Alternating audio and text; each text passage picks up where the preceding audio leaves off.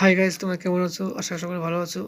আজকে আবার একটা ত্রিকোণমিতির সহজ এবং কঠিন মিলিয়ে একটা অঙ্ক দিয়েছি।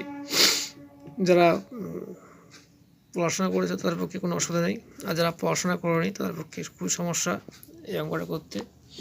ঠিক আছে, যাক, খুব অঙ্কটা কিন্তু সোজা অঙ্ক, কিন্তু আবার দেখো এই অঙ্কটা অনেকের কাছে সোজা লাগবে, অনেকের কাছে কঠিন লাগবে। যাক, হ্যাঁ, যাক এই ধরনের অঙ্ক কিন্তু 2026 সালে পরীক্ষা আসতে পারে।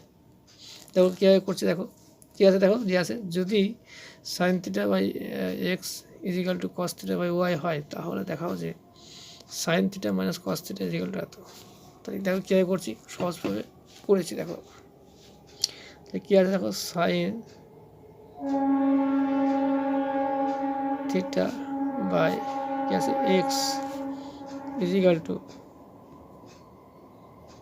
কস থিটা বাই হচ্ছে ওয়াই। এবার হাতের লেখা আমার একটু খারাপ আছে, হ্যাঁ, একটু বুঝে দেখো। দেখো আমরা একটু এদিক ওদিক বিনিময় করে দেখো। এরকম সাইন থিটা, দেখো সাইন থিটা বাই হচ্ছে কস থিটা। দেখো তাহলে ইজিক্যাল টু হবে এক্স বাই হচ্ছে ওয়াই। দেখো sine theta by cos theta আমরা কী জানি, টেন থিটা। দেখো টেন থিটা ইজিক্যাল টু হচ্ছে এক্স বাই হচ্ছে ওয়াই। তাহলে আমাদের কী প্রমাণ করতে হবে, sine theta minus cos theta equal to x minus by x root over x square plus y square. দেখো এই ধরনের অঙ্ক করতে গেলে তোমরা একটা ত্রিভুজ আঁকবা। দেখো ত্রিভুজ এঁকে করো, দেখো সবচেয়ে ভালো হবে, সমকোণী ত্রিভুজ এঁকে করো। তাহলে ত্রিভুজটা করে ভালো হলো না। তাহলে এ বি সি, দেখো এটা আমরা থিটা, দেখো ধরলাম থিটা। তাহলে কী হবে, দেখো বাম পক্ষ ডান পক্ষ করে করবো। দেখো তাহলে এখানে বাম পক্ষ লেখো, বাম পক্ষ। তাহলে বাম পক্ষে আছে sign theta minus cos theta. তাহলে সাইন থিটা মানে কি জানি আমরা, লম্ব বাই অতিভুজ। দেখো ঠিক আছে, তো এইখানে একটু দেখো ট্যান থিটা ইজিক্যাল টু কি আছে এক্স বাই ওয়াই। তার মানে কি, এটা আমরা জানি লম্ব বাই ভূমি। দেখো দেখো এই থিটার সাপেক্ষে এটা যদি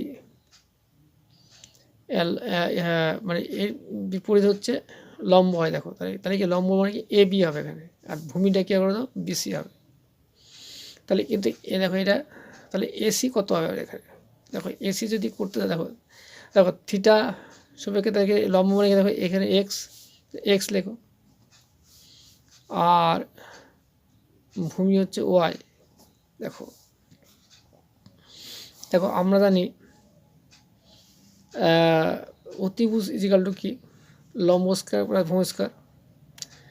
তাহলে এটা তোমরা করে দেখবা এটা মানটা হবে এক্স স্কোয়ার প্লাস হচ্ছে ওয়াই স্কোয়ার, এইটা মান হয়। ঠিক আছে,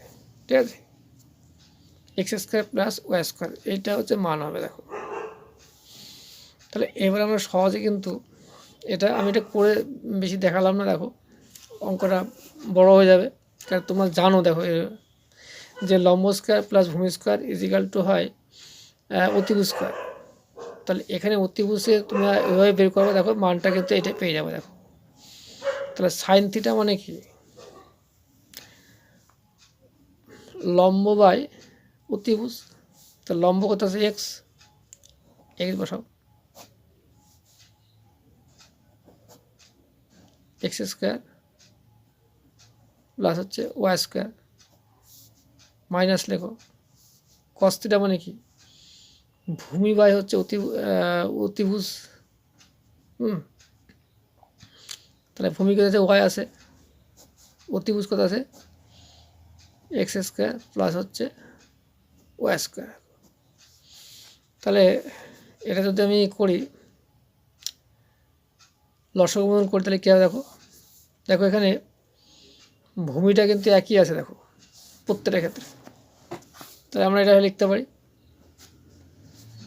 x square minus plus y square, যেহেতু দেখো ভূমিটা সবকটা একই আছে। তাহলে এটা যদি আমি ভাগ করি তাহলে এক্স পেয়ে যাবো এখানে এক্স, আর এটা যদি ভাগ করি তাহলে এটা কি বাদ হয়ে যাবে, তাহলে এক হবে, এক দিয়ে গুণ করলে মাইনাস ওয়াই হবে।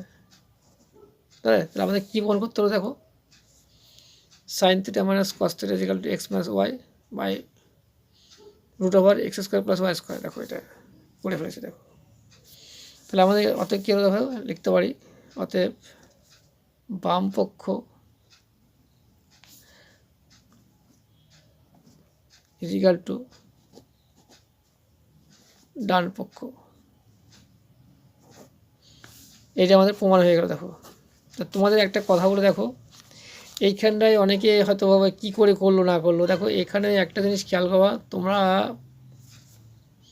9-এ পেয়েছো, আবার 10-এও পেয়েছো। দেখো ফর্মুলা লম্ব স্কোয়ার প্লাস ভূমি স্কোয়ার ইকুয়াল টু অতিভুজ স্কোয়ার, সেই সূত্র থেকে এখানে করা আছে। আমি এটা করে দেখালাম না তোমাদের, হ্যাঁ তোমরা পারলে এটা করে নেবা, ঠিক আছে। এটুকু যদি না পারো তাহলে কী বলবো আর। যাক, ভালো লাগে লাইক শেয়ার কমেন্ট করো।